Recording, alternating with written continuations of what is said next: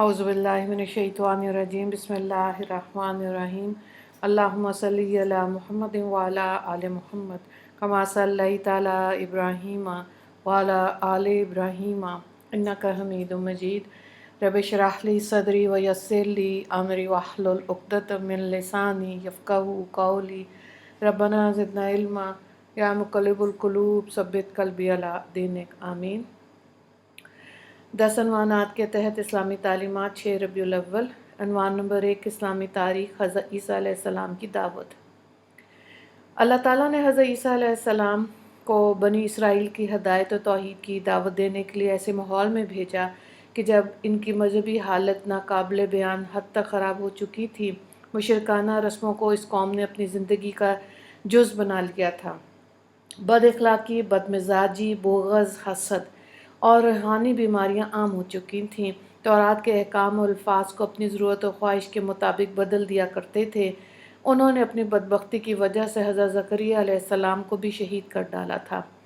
ان بگڑے ہوئے حالات میں حضرت عیسیٰ علیہ السلام نے اپنی قوم کو اللہ کی عبادت کرنے اور اس کو اپنا رب ماننے اور سیدھے راستے پر چلنے کی دعوت دی، اور فرمایا کہ میرے اوپر نازل ہونے والی مقدس انجیل اس تورات کی تصدیق کرتی ہے جو حضرت موسیٰ علیہ السلام پر نازل ہوئی تھی، اور یہ بھی فرمایا میرے بعد ایک نبی آنے والا ہے جس کا نام آسمانی کتابوں میں احمد ہے۔ تم ان کو سچا اور آخری رسول ماننا اور ان پر نازل ہونے والی آخری کتاب قرآن کریم پر ایمان لانا۔ عنوان نمبر 2، حضور صلی اللہ علیہ وآلہ وسلم کا معجزہ، نجاشی کی وفات کی اطلاع دینا۔ مسلم کی روایت ہے، حضرت ابو ہریرہ رضی اللہ تعالیٰ عنہ بیان کرتے ہیں، جس دن ملک حبشہ کے ایک بادشاہ نجاشی کی وفات ہوئی، اسی دن رسول اللہ صلی اللہ علیہ وآلہ وسلم نے صحابہ رضی اللہ تعالیٰ عنہم کو اس واقعے کی اطلاع دے دی اور فرمایا اپنے بھائی کے لیے دعائے مغفرت کرو۔ حالانکہ مدینے سے حبشہ کی دوری ہزاروں کلومیٹر ہے، اتنی دوری کے باوجود خبر دینا یہ آپ صلی اللہ علیہ وآلہ وسلم کا کھلا ہوا معجزہ ہے۔ عنوان نمبر 3، ایک فرض کے بارے میں، شوہر کی وراثت میں بیوی کا حصہ۔ قرآن میں اللہ تعالیٰ فرماتے ہیں، عورتوں کے لیے تمہارے چھوڑے ہوئے مال میں چوتھائی حصہ ہے جبکہ تمہاری کوئی اولاد نہ ہو، اور اگر تمہاری اولاد ہو تو ان کے لیے تمہارے چھوڑے ہوئے مال میں 8واں حصہ ہے۔ ان کو یہ حصہ تمہاری وصیت اور قرض کو ادا کرنے کے بعد ملے گا۔ سورہ نساء آیت نمبر 12۔ عنوان نمبر 4، ایک سنت کے بارے میں، نیکیوں پر جمع رہنے کی دعا۔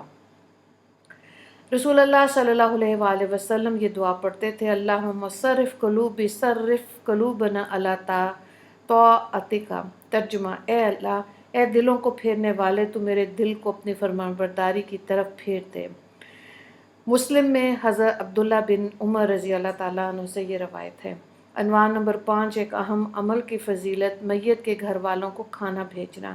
حضرت عبداللہ بن جعفر رضی اللہ تعالیٰ عنہ بیان کرتے ہیں کہ جب حضرت جعفر رضی اللہ تعالیٰ عنہ کی شہید ہونے کی خبر آئی تو آپ صلی اللہ علیہ وآلہ وسلم نے فرمایا جعفر کے گھر والوں کے لیے کھانا تیار کیا جائے، کیونکہ انہیں ایسا حادثہ پیش آ گیا جس کی وجہ سے کھانے کی طرف توجہ نہیں کر سکیں گے۔ ابو داؤد کی روایت ہے۔ مفہوم یہ ہے کہ میت کے گھر والوں کو کھانا وغیرہ پہنچانا باعث اجر و ثواب ہے۔ عنوان نمبر 6، گناہ کے بارے میں، بخل و کنجوسی کرنا۔ قرآن میں اللہ تعالیٰ فرماتے ہیں، جو لوگ خود بھی کنجوسی کرتے ہیں دوسروں کو بھی کنجوسی کرنا سکھاتے ہیں، اور جو کچھ اللہ تعالیٰ نے اپنے فضل سے ان کو دیا اس کو چھپاتے ہیں، اور ہم نے ایسے نافرمانوں کے لیے ذلیل کرنے والا عذاب تیار کر رکھا ہے۔ سورہ نساء آیت نمبر 37۔ عنوان نمبر 7، دنیا کے بارے میں، دنیا کی چیزیں یہیں رہ جائیں گی۔ قرآن میں اللہ تعالیٰ فرماتا ہے، دنیا کی یہ ساری چیزیں دنیاوی زندگی میں ہی برتنے کے لیے ہیں، آخرت میں یہ سب کام نہیں آئے گا، اور آخرت اور اس کی نعمتیں تیرے رب کے یہاں انہی کے لیے ہے جو ڈرتے ہیں۔ سورہ زخرف آیت نمبر 35۔ عنوان نمبر 8، آخرت کے بارے میں، جنتی اللہ کا دیدار کریں گے۔ بخاری کی روایت ہے، حضرت جریر رضی اللہ تعالیٰ عنہ سے کہ رسول اللہ صلی اللہ علیہ وآلہ وسلم نے لیلۃ البدر میں چاند کو دیکھا اور فرمایا، تم لوگ اپنے رب کو اسی طرح دیکھو گے جس طرح اس چاند کو دیکھ رہے ہو، تم ان کو دیکھنے میں کسی قسم کی پریشانی محسوس نہیں کرو گے۔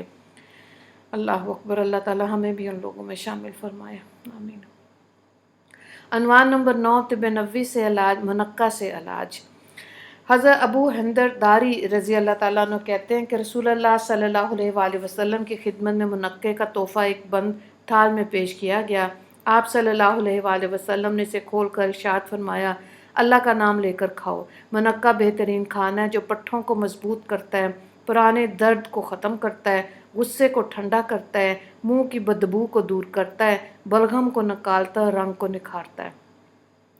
عنوان نمبر 10، نبی صلی اللہ علیہ وآلہ وسلم کی نصیحت۔ مسند احمد سے روایت کی گئی حضرت ابو ذر غفاری رضی اللہ تعالیٰ عنہ سے ہے کہ رسول اللہ صلی اللہ علیہ وآلہ وسلم نے فرمایا، اللہ تعالیٰ فرماتے میرے بندے بے شک جب تک تو میری عبادت کرتا رہے گا، مجھ سے مغفرت کی امید رکھے گا، میں تجھ کو معاف کرتا رہوں گا۔ اے میرے بندے، اگر تو زمین بھر کر گناہ کے ساتھ بھی مجھ سے اس حال میں ملے کہ میرے ساتھ کسی کو شریک نہ کیا ہو، تو میں بھی زمین بھر کر مغفرت کے ساتھ تجھ سے ملوں گا، یعنی زمین بھر گناہوں کو معاف کر دوں گا۔ وآخر دعوانا ان الحمد للہ رب العالمین۔ اللہم اغفر للمسلمین والمسلمات والمؤمنین والمؤمنات۔ السلام علیکم ورحمۃ اللہ وبرکاتہ۔